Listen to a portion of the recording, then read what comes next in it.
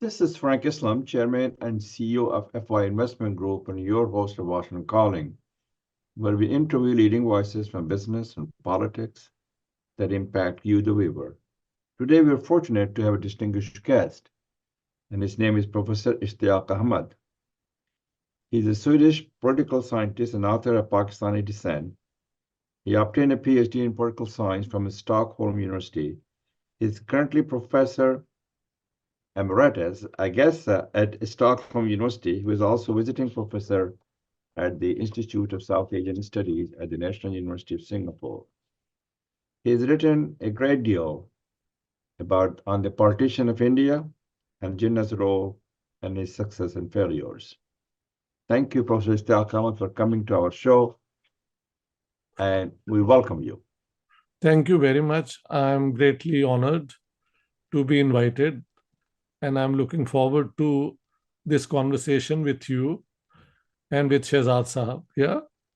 So, Professor Ahmed, you are a Swedish political scientist and author of Pakistani descent. Please tell our global audience about your journey and how you came to live in Sweden from Pakistan. Well, it has been a remarkable journey. Yeah, it is a remarkable journey. It's like this, that in 1971, the MA political science results were announced, and I was first class first. At that time, people of my sort of background, ordinary middle class, would sit in the Central Superior Services exam, and many of them qualified, but I had opted for education career. I had an idealistic view that one should serve the people rather than be an agent of the state. It was one of those idealist periods in my life. And then from that onwards, I was teaching at Gordon College, Rawalpindi, for a year and a half, when I noticed that there was a lot of repression taking place in Pakistan.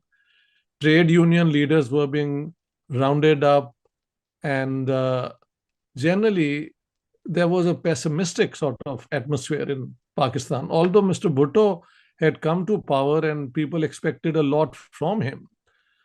But then this sort of feeling descended upon us, and my elder brother was settled in Stockholm for a long time. He visited Pakistan, and then, like the family says, take him to, yeah. So that's how I landed up in Stockholm on the 26th of September, 1973. The original idea was that I'll stay for about 3-4 months and wait for things to calm down in Pakistan, or alternatively try to emigrate to Canada. But a friend of my brother, Riaz Shima, he's deceased now, he said, why don't you show your papers to Stockholm University? You have excellent credentials, which I did. And they were kind enough to say that we are willing to admit you to the PhD classes. You must first learn Swedish, and then we can even consider giving you a scholarship. So all that worked out, and I stayed on in Sweden. So that's the background. Okay. Yeah. So let's talk about my next question. You are a globally recognized person in South Asian studies and author of many books. Would you be kind enough to tell our viewers about your 2 books, which is very engaging books, The Punjab, The Bloody Partition and Cleanse, and Jinnah, His Success and Failure? Well, these are 2 books. I work very hard on whatever book I'm writing. The first book, in a sort of academic, intellectual sense, was the biggest, bigger challenge. The reason was that whatever was written about the partition of Punjab, and why Punjab? Because the figures are like this.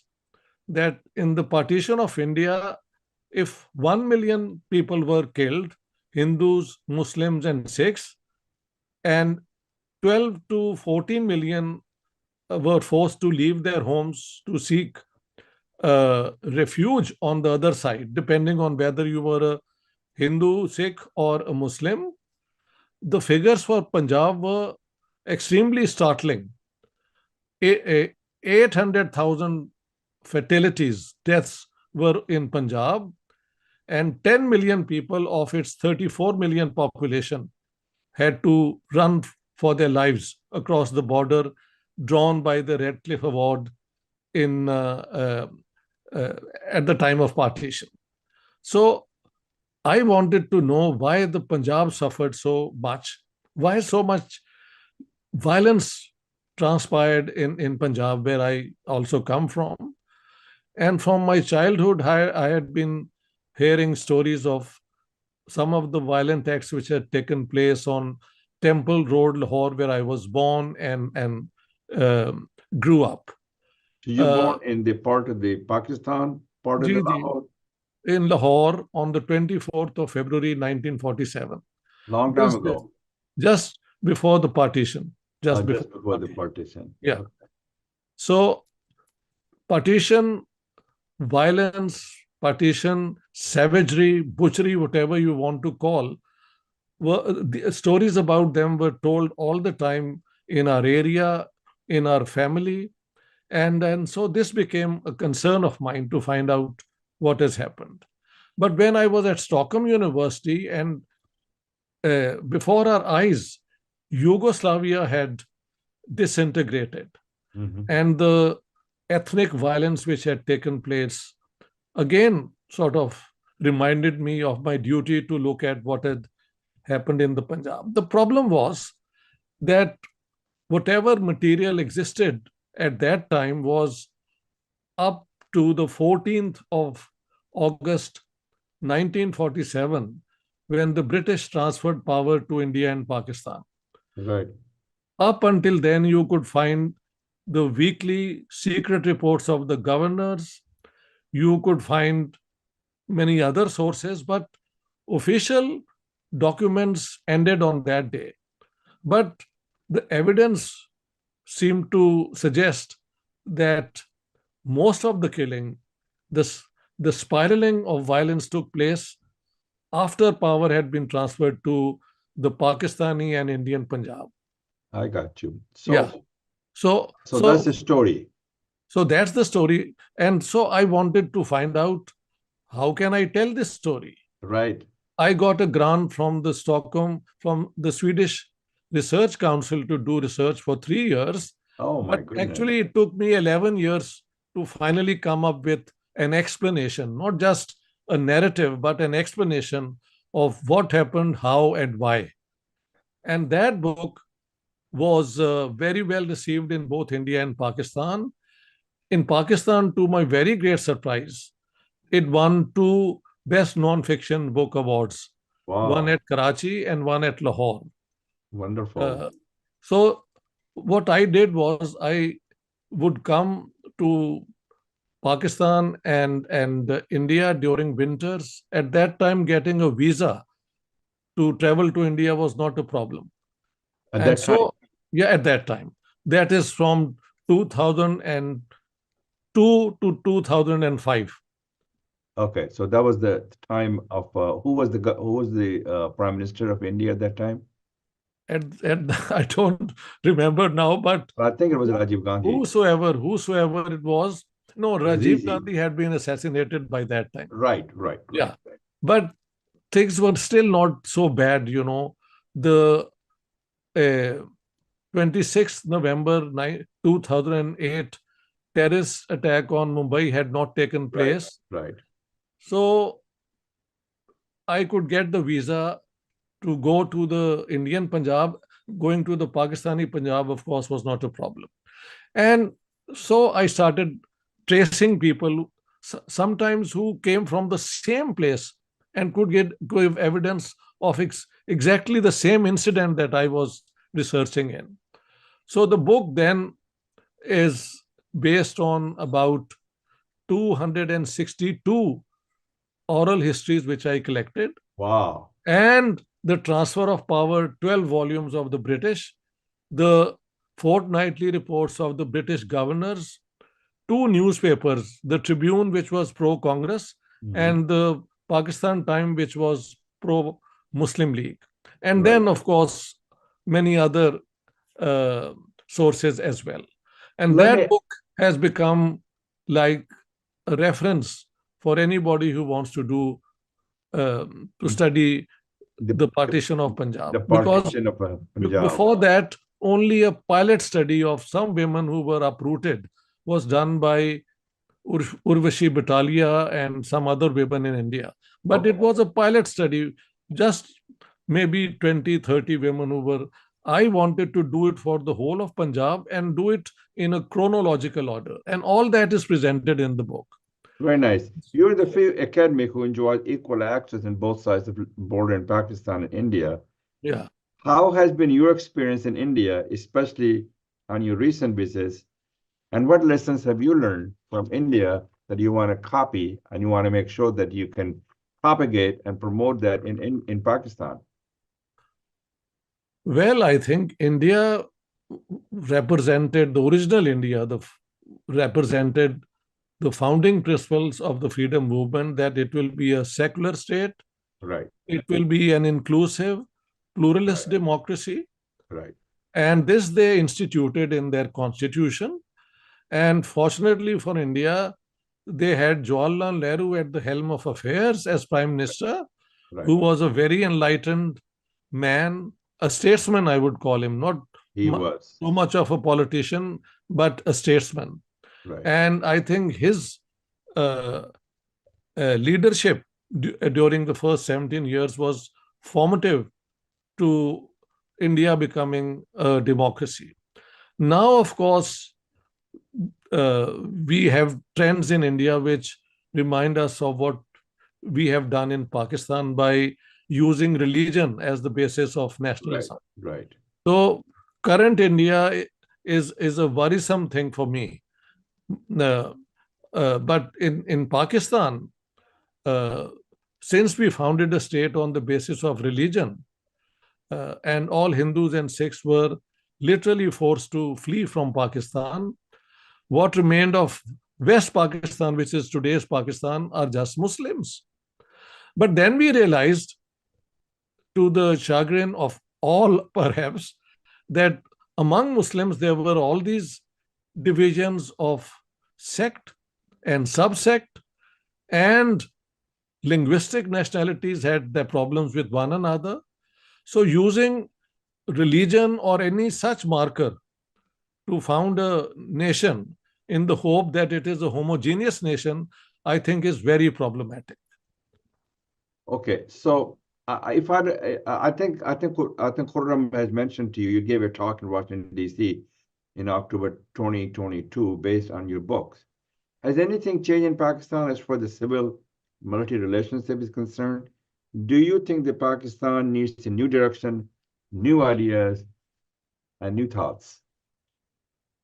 Insofar as the first part of the question is concerned, my theory and of the garrison state is confirmed over and over again. The military now has a hold over Pakistan, which in the past was not all that obvious to people. Now, even in Punjab, people are protesting against it. Right. And the only hope Pakistan has is to become a normal state, give up its idea of becoming a, a an ideological state. My argument is that ideological states of both right and left ultimately become dictatorships and autocracies.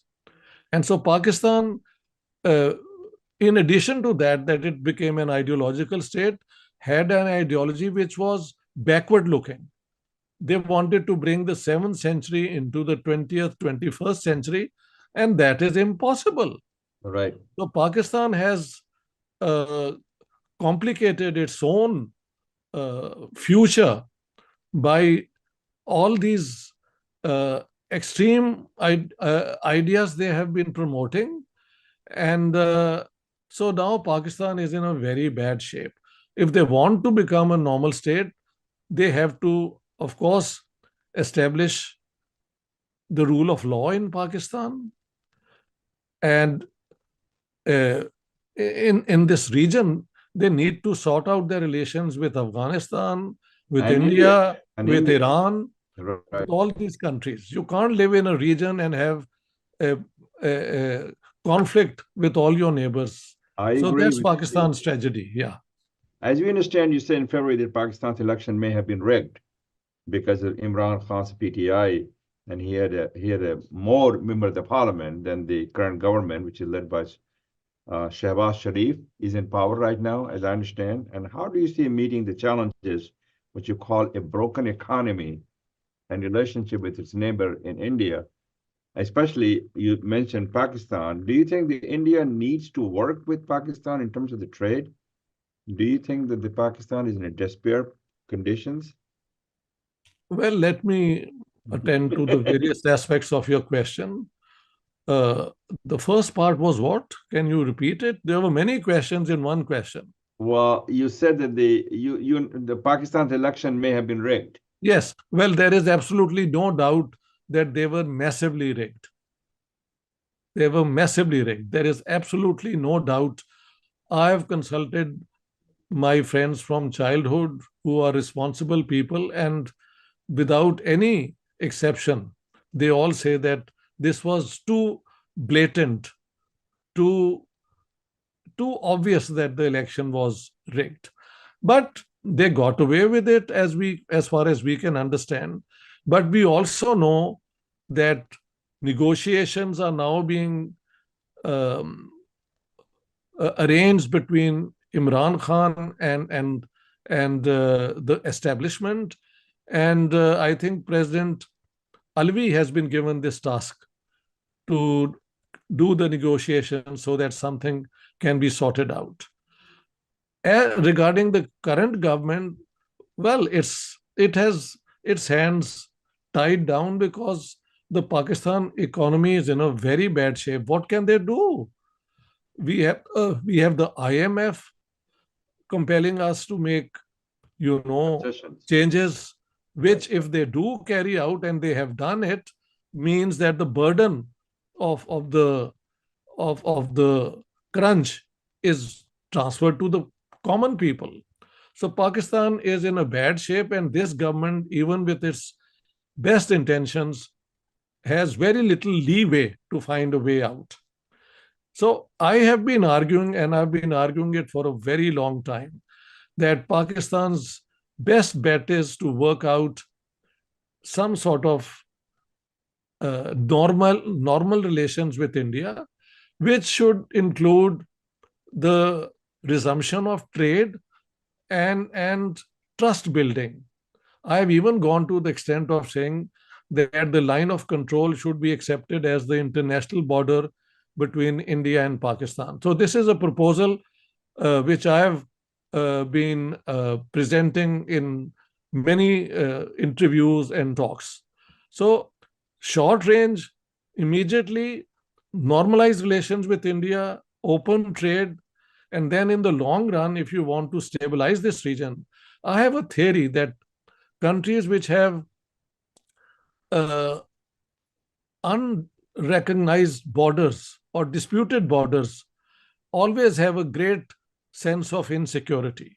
I've even said to the Indians, you say that you are an old civilization of 7,000 years. The Chinese claim they are a civilization of 5,000 years. Why can't you both sit down and work out your international border? And they're not going to do that. They are not going to do that. The same then applies to Pakistan. And to the Pakistanis, I've been saying, you want the Durand line to be declared the international border, whereas Afghanistan is not agreeing. But you don't want the line of control to be the international border with India. So as long as these problems the exist. Kashmir issue is still prevalent in the discussion, and I think that they want to get away from that. and move on with the trade. I hope they do. I hope they do. One way is to start the trade and normalize relations, generally speaking. Yes, yes. And then the Kashmir issue can be on the back burner, or Right. I would say at some point, I hope we have statesmen on both sides who can understand that 4 wars have not delivered any major. That is true statement. Yeah. So why not agree to the line of control, and the line of control can become porous. Like, let's say, the European Union, they have fought 2 terrible, horrible wars, and now they live in peace. Why can't we do it? Why can we do that? That's a good Yeah. way to put it. Do you think that the both countries, India and Pakistan, can live in peace and harmony as they move forward? I hope they can, because I hope they should, and they will. and they should, and they must. I would say That's a that good way what to put choice it. that especially Pakistan must give up its, this terrorism which was nurtured in Pakistan post the Afghan jihad, was directed towards the Indian Kashmir and finally into Indian territory as well. So the Indians Especially have in Mumbai. yeah, the Indians have a big question mark. How can we trust Pakistan? Even if we, and I said the only thing the way the trust can be built is by trying to do it. Let's start with trade, which is mutually beneficial, and then go forward, because I guess war you're is not the absolutely- option. Yeah. War is not the option. Both sides have nuclear weapons, which I hope they never use. Right. But if they do, that will be catastrophic I agree for with this you. region. Yeah. So, Professor Ahmed, is there anything else that we need to talk before we close our conversation? Right? Well, actually, I leave it to your discretion if there are any questions. No, I don't have any question.